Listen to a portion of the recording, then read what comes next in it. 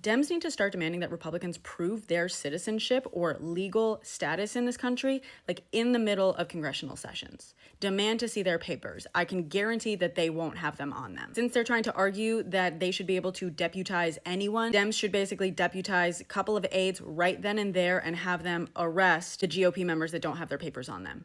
Performatively, yes, or at least say like, hey, does this mean that I can deputize these two people right now and have them arrest you? Like, illustrate how bad the policies are. Dems need to start taking a lower road. Not the low one, but a lower one. When I say that if the admin suspends habeas corpus, they need to suspend habeas corpus for themselves as well, I meant it when I said that I don't actually want everyone to devolve into lawlessness, but what I want them to do is to illustrate the other side of these equations before it even gets to that point. They need to essentially bug test authoritarianism for the people who are enjoying it because they don't believe that it affects them. These people, again, are incredibly selfish. So you have to do what I like to call bootstrapping empathy by forcing them to empathize with themselves. One major way of doing that is that Dems have to start playing dumb, essentially, very publicly. And what I mean by that is they have to start asking the questions like, hey, if you can do that, does that mean I can do that? When the admin says things like we can ignore due process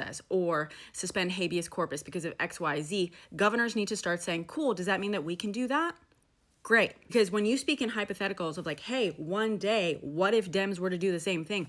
That goes in one ear and out the other. What you have to say is, cool, can Dems do it right now?